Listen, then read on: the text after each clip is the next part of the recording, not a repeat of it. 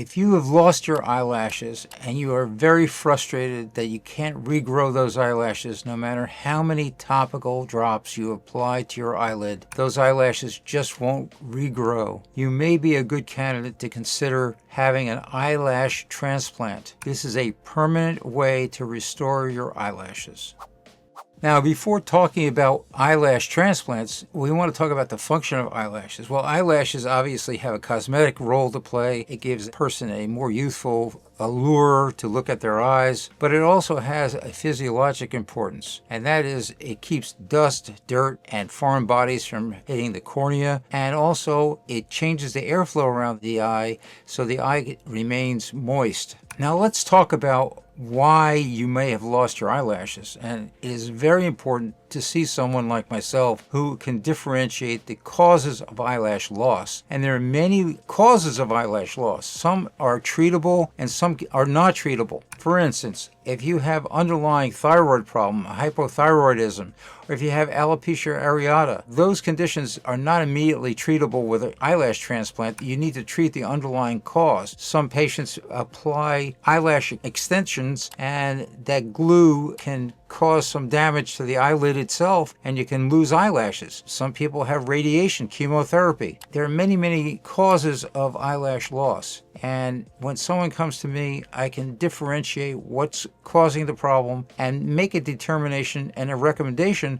on whether or not they're a good candidate to have surgery. Now, let's talk about who is an ideal candidate for this procedure. An eyelash transplant is ideally suited for someone who has curly hair, particularly in the back of their head, and we use the hairs in the back of the scalp to transplant and individually implant them on the eyelash margin. Now, the ideal patient has curly hair because we want that curl to go away from the eye. If your hair is stiff and straight, it may poke the cornea and may not be as ideal in terms of transplanting that type of hair on the eyelid margin itself, and we may have to look elsewhere on the body to find curly hair to implant on the eyelid. So when I consider doing eyelash transplants, I actually use two different techniques. One is called FUE and the second one is called FUT, and that is a very patient-specific decision on whether I use either technique. Now, what is FUE? FUE is actually taking a tiny drill and drilling out each hair follicle in the back of our head, and I go for the area of the scalp there is the greatest degree of curling because those are the hairs I want to implant along the eyelid margin. The second technique is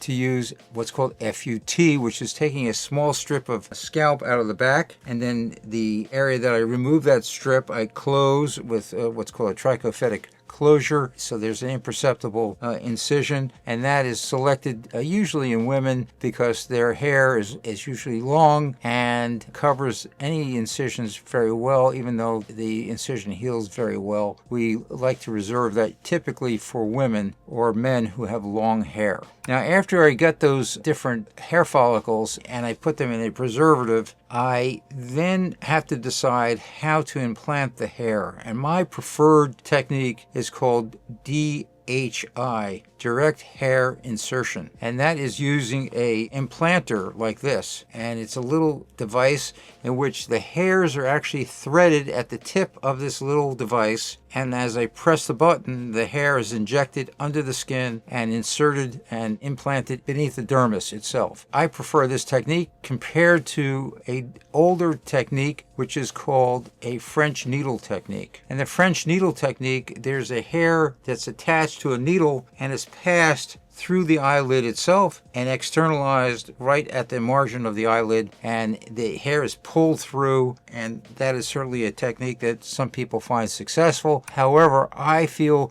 that is not ideal because when they pull the hair follicle through the skin and they're pulling it through the top and externalizing it through the bottom, they sometimes pull some of the skin cells itself underneath the skin, and they end up with cysts along the eyelid itself. So I can avoid getting those cysts by doing a direct insertion along the lid margin with this DHI device, and we found it to be very successful, and we have better control in terms of the curl and the position of these eyelashes, and so that we think it's a superior approach. I want to explain to you that eyelash transplants are an advanced hair transplant technique that not many hair transplant surgeons around the world perform. They're just not comfortable around the eye. I happen to be both a hair transplant surgeon as well as an oculoplastic surgeon, and therefore I am very comfortable with doing eyelash transplants. I can recognize any problems that arise as a result of ingrown eyelashes, and I know how to manage those problems should they arise. Now let's talk about recovery, because recovery is misunderstood by many people. When you implant hairs, they typically are like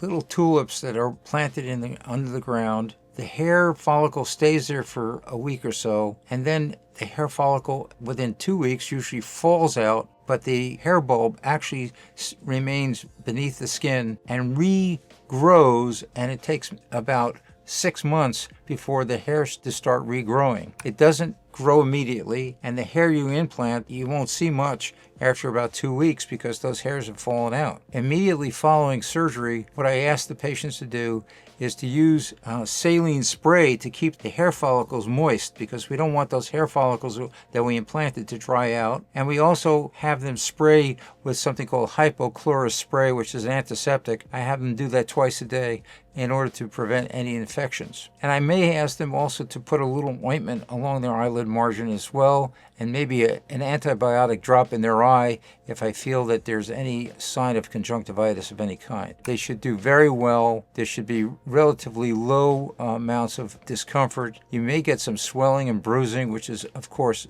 normal after a procedure like this, because we're making tiny slits in the eyelid margin in order to insert those eyelashes, and you're going to get some bruising and swelling as a result of that procedure. But overall, the procedure is relatively predictable. The curl sometimes needs to be trained with a curling iron. We have a curling iron that presses the eyelashes so it curls up, because some of those eyelashes may start growing in downward direction even though we implanted them in an upward direction. And it just takes time and patience. Now, the eyelashes themselves will grow faster than your natural eyelash that would normally be there, but they're now obviously gone because that's why you're having the transplant. But the hairs that we take from the back of the head have a longer growth phase than natural eyelashes, so those eyelashes actually have to be trimmed every 2 weeks or so in order to prevent them from getting too long. I hope you found this discussion of eyelash transplants to be informative in terms of who the best candidates are for this procedure, as well as the complexity of this procedure and the recovery steps necessary to achieve great results. If you have any further questions, please leave them below, and please check out our next video on eyebrow transplants.